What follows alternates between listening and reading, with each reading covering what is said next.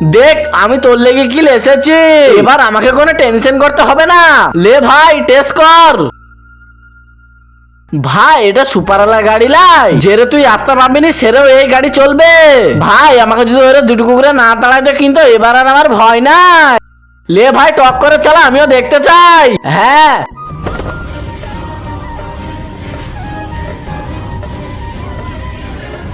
লে ভাই স্টার্ট কর। ওহো আরে এটা তো জাহাজ গতিতে চলছে। Remote control car.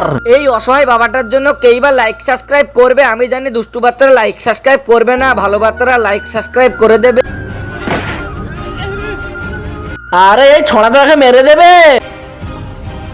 এই রিমোট কন্ট্রোল কারটাকে ভেঙে আরে মোটর বাইক করে নেব।